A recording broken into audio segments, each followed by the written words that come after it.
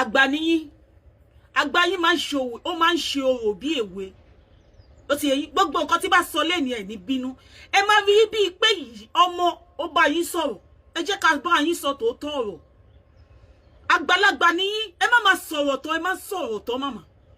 ẹ má sọ ọ̀rọ̀ tán kò dé dá ní àná tẹ́ ṣe ṣó ẹ ti fẹ́ mú orí Tóyìn àti Ìyábọ̀ bẹ́ẹ̀ ṣe ń gbà yẹn náà nìyẹn ẹ ti fẹ́ mú orí Tóyìn àti Ìyábọ̀ ẹ ti fẹ́ lù mọ́ra wọn báyìí kódà àgbàlagbà la pè yín ìyá la pè yín a máa ń sáré wá bá yín ni ẹ ti ń sọ àwọn ọ̀rọ̀ tó yẹ kẹ́ sọ ó ṣeé ṣe tó jẹ́ pé ìgbà tí ẹ pè Ìyábọ̀ Òjó nígbà tí Ọlábánjí tó ní problem. ẹ̀yin èèyàn wa arábìnrin yìí Oblast Mama Esabod lórí ọ̀rọ̀ Tóyìn Abraham àti Ìyábọ̀ Òjó ó ní ó fẹ́ fàjà lẹ́ẹ̀rin àwọn méjèèjì ó ń wá bí yóò ṣe fàjà lẹ́ẹ̀rin àwọn méjèèjì yìí ẹ̀yin èèyàn wa ẹ jẹ́ ká gbọ́ látẹnu arábìnrin yìí. nígbà tẹ́ pè Ìyábọ̀ Òjó èmi náà bí mo ṣe wà mú ìmọ̀ràn sọ àwọn ẹ̀gbọ́n mi gan máa ń sọ fún mi àwọn ọ̀rọ̀ mi ti máa sọ tí máa rò bóyá mo sọ dáadáa wọ́n máa ní pé bẹ́ẹ̀ kọ́ ló ṣe jẹ́ ó lè jẹ́ pé bẹ́ẹ̀ ni Ìyábọ̀ ṣe rí kó má mọ̀ pé túùn tó ń fi bá yín sọ̀rọ̀ màmá pé kò ṣe túùn tó yẹ kóun lò fún yín ẹ má gbàgbé pé ẹ máa jọ ń ṣeré papọ̀ ó lè ti lose ní táàmù yẹn kò ń ṣe pé ó ṣe sọ fún yín pé ta ló ń jẹ́ Ọlábánjí ó lè má mọ Ọlábánjí for real I'm telling you the truth ó lè má mọ Ọlábánjí for real màmá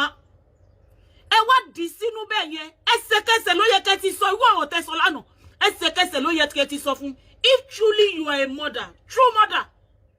ẹ má bínú Mama Esabod ẹ lè flag page mi o torí mo máa gbé show yín torí mi sí nínú saga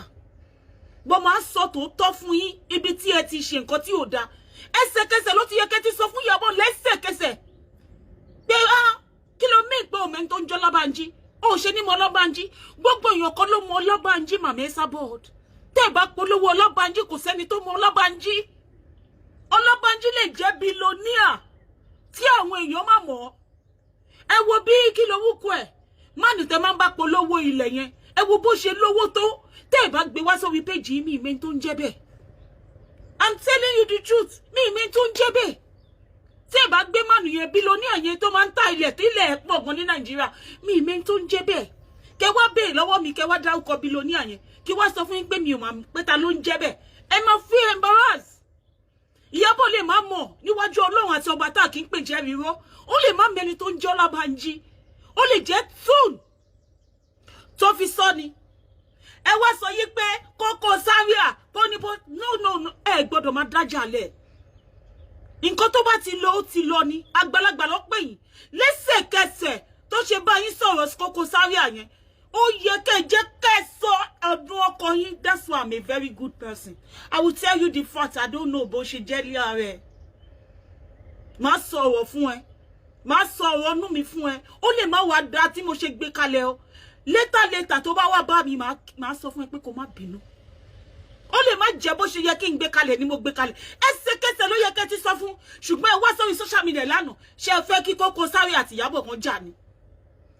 ṣé ẹ fẹ́ kó wọn àti Ìyábọ̀ jà Mama Esabod and it is high time for you to repent because for the kingdom of God for you to repent we are looking at your feet àwọn yẹn yín gangan là ń tẹ̀lé láti ọdún yìí ta fi báyìí jà ẹ̀yin gangan màmá ibi tẹ́ bá sì wá lọ báyìí là ń lọ ẹ̀yin gangan là ń follow gbogbo nǹkan tí dọ̀ka sì ń ṣe lẹ́nìí ẹ̀yin gangan ló ìtọ́ ọpẹ́ sẹ́yìn ni ìtọ́ ọpẹ́ sẹ́yìn ni ọmọ yẹn lò títí ayé ẹ̀ fi rí bẹ́ẹ̀ yẹn lọ́jọ́ tèmi dọ̀ka sì tó di ẹni tó ń bá tèèyàn jẹ́ lẹ́nìí ìtọ́ ọpẹ́ sẹ́yìn ni ẹ̀yin lè kó ní àwọn kìíní yẹn gbogbo nǹkan tẹ́ ń ṣe là ń wò ó kàn jẹ́ pé àwa kan wà tá jẹ́yàn Ọlọ́run tá ní ẹ̀mí Ọlọ́run tóbi tó bá ní kí ló wúkọ ẹ̀ the spirit of discernment ò ní lè ṣe ibi tó bá ní ẹ̀rí ọkàn ibi máa já iláyà láti lè ṣe àwọn nǹkan míì wà tẹ́ bá ṣe kò sẹ́ni kankan tó lè yẹ̀ yín lọ́wọ́ wò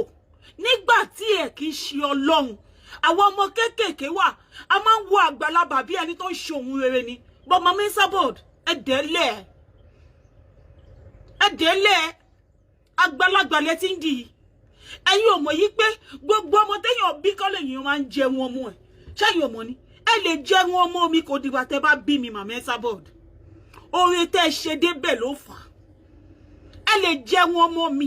kò dìgbà tí ẹ bá bí mi gbogbo ọmọ téèyàn bá bí kọ́ lèèyàn máa ń jẹun ọmọ ẹ̀ I'm telling you the truth today Mama Esabod mo ń sọ tòótọ́ fún yín lẹ́nìí pé gbogbo ọmọ téèyàn bá bí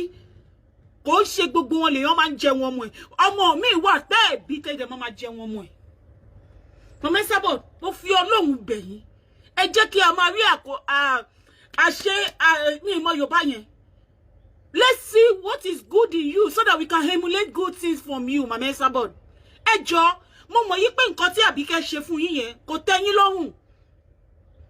ó ṣe é ṣe kẹ́ ẹ pé Ìyábọ̀ kúrò lẹ́yìn ọmọ yẹn mo fẹ́ rí ẹ pẹ̀lú Alábíkẹ́ kó tó escalate báyìí ẹ má máa ní àwọn èèyàn sínú màmá mo fọ Ọlọ́run bẹ̀ yín ni Mama Esabod ẹ jọ̀ọ́ torí Ọlọ́run ẹ jọ̀ọ́ ẹ̀yin nìkan làgbàlagbà tó dẹ̀ jẹ́ pé ojoojúmọ́ la fi ń gbà aládùúrà fún yín ẹ ní rí àìsàn ẹ̀yin náà ẹ wo gbogbo nǹkan tó ń ṣẹlẹ̀ báyìí ọwọ́ yín láti bá ó ṣe mí ní kàyéfì lápẹ̀yìn àti dọ̀kásìjà ẹ ṣépè fọ́mọ ẹ̀ ojoojúmọ́ ló fi ń ṣépè fọ́mọ yín bó kò ń ṣe àwọn ọmọ yín ló ń ṣe èpè fún ṣé kò yé yín torí pé àwọn ọmọ yín wọn kì í ṣe ohun èpè gbogbo ìgbà tí dọ̀kásì bá ń ṣépè fáwọn yín mo máa ń ṣe ládùúrà ní pé àwọn ọmọ yín ò kì í ṣe ohun èpè wọn ò dẹ̀ ní jẹ́ ní èpè ẹyọ kan báyìí kò ní kà wọ́n Mama Esabod ẹ jẹ́ ká emulate nǹkan tó dáa láti ọwọ́ yín tí ẹnikẹ́ni bá ṣẹ̀ yín mo mọ̀ pé àwọn pípù yìí ìgbìmọ̀ ìtẹ̀ ni wọ́n tẹ́ bá ti ní ìjà ẹ jẹ́ n sọ kíní kan fún yín Mama Esabod dọ́kàsì tó débi tó délé nìyẹn ẹ̀yin ẹ wà lára àwọn tó gbé débẹ̀ tó fi débi tó délé ni tó wá di kí ló wúkọ ẹ̀ kí ni mo fẹ́ pè ní Yorùbá mi ìmọ̀ Yorùbá yẹn tó wá di araba tí apá ò lè kà mọ́ ṣẹ́yìn náà rí báyìí tó bá jẹ́ nǹkan téèyàn bá ṣe nǹkan lẹ́sẹ̀kẹsẹ̀ màmá tẹ́ bá bọ́ síta tẹ́ sọ fún ẹni yẹn Ọlọ́run dọ́kàsì ò ní digi araba lẹ́nìí tí apá ò lè kà mọ́ màmá mo fọlọ́run bẹ̀ yín gbogbo ìlò tó kù gbogbo many years tó kù tí ẹ máa lò láyé màmá ẹ jọ̀ọ́ nítorí Ọlọ́run ẹ bá wa ṣe ní òdodo fún àwọn ọmọdé tó ń tẹ̀lé yín ó ti yé yín sí so many things láti kọ́ nípa yín tó jẹ́ yípa àti fi ìṣìwàwù fún àwọn ọ̀pọ̀lọpọ̀ àwọn ènìyàn ó ti yé yín sí ọ̀pọ̀lọpọ̀ àwọn ènìyàn màmá they are not bold enough to talk to you you know yourself I'm not into franca so máa padà máa tún wá ṣe apology ẹ̀bẹ̀ fún yín màmá ó ti yé yín but I need to tell you the truth ṣé kò yé yín ẹ má jẹ́ kó máa fọwọ́ ra yín lórí ẹni sátánì ni wọ́n ẹ̀wọ̀n ló sátánì ní èèyàn tó bá rí ẹni tó ń ṣe ibi èèyàn sátánì ni ẹ̀wọ̀n ló sátánì lẹ́ni yẹn ẹ jẹ́ ká máa ṣe dáadáa lọ́lọ́run sọ torí pé èèyàn Ọlọ́run ló fún yín màmá Ọlọ́run fún yín ṣe ni I'm telling you ọ̀pọ̀lọpọ̀ ẹlòmíì wọn dé èjì yín tí wọ́n ti kú dànù wọn dé èjì yín tí wọ́n ti kú Ọlọ́run wá fún yín ní orí ọ̀fẹ́ ẹ wà nínú mọ́ṣúárì ẹ wà nínú ìdùbúlẹ̀ àìsàn orí ò fọ́ yín ẹsẹ̀ kan yín ò gé màmá ẹ jọ̀ọ́ ẹ jẹ́ ká emulate nǹkan tó dáa tí Ìyábọ̀ bá ṣe yín ẹ ní bí Ìyábọ̀ lẹ́mọ kẹ́ sọ pé kí tiẹ̀ bàjẹ́ ẹ wá tí wọ́n ń dárúkọ Lizzy tẹ́ fi ọwọ́ papọ̀ you join her together láti balẹ̀ ayé ẹ̀ jẹ́ ẹ balẹ̀ ayé Lizzy jẹ́ débi tó dé ni nítorí Ìyábọ̀ dẹ̀ lẹ́jọ́ ṣe ẹ tún wá ń dárúkọ Lizzy lánàá pé Lizzy ṣì máa bú lọ pé ẹ ti pe èèyàn kan wọlé apàṣẹ ọ̀rọ̀ it is not time for you to stop abusing Lizzy ó gbọ́dọ̀ padà máa ṣiṣẹ́ yẹn lọ ẹ wá sọ pé ẹ ti pe pàṣẹ ọ̀rọ̀ láti stop láti má máa abuse Lizzy mọ́ Lizzy mélòó ló kù nínú ayé Lizzy àfi Ọlọ́run nìkan ló lè dá ìgbà Lizzy padà Ọlọ́run nìkan tá à ń sìn ló máa dá ìgbà Lizzy padà ẹ jẹ́ ká ṣe dáadáa ẹ jọ̀ọ́ ṣé Ìyábọ̀ ló kàn ní 2026 báyìí màmá ẹ jọ̀ọ́ ayé yín ò ní bàjẹ́ ayé àwọn ọmọ yín náà ò ní bàjẹ́ màmá ẹ jọ̀ọ́ ẹ̀bẹ̀ la bẹ̀ yín ẹ jọ̀ọ́ nítorí Ọlọ́run ẹ kó àwọn ọmọ yín kẹ́ sọ òdodo fún wọn ẹ fi wọn sílẹ̀ èmi mọ̀ pé ìwà ẹ̀ṣẹ̀ ni Dorcas ń ṣe ẹni ẹ̀ṣẹ̀ ni Dorcas bó ṣe wà yẹn kò ń ṣe èèyàn tó dáa èèyàn tó ń ṣe nǹkan ẹ̀ṣẹ̀ ni torí pé tó bá jẹ́ ọmọ tó dáa ni tó gbọ́ràn sí àgbà lẹ́nu kò ní lanu láti máa bú yín Mama Esabod kò sí nǹkan tẹ́ ẹ̀ bá ṣe kẹ́ ẹ bá gbé àmà bá kẹ́ fọmọ lórí kò ní lè bú yín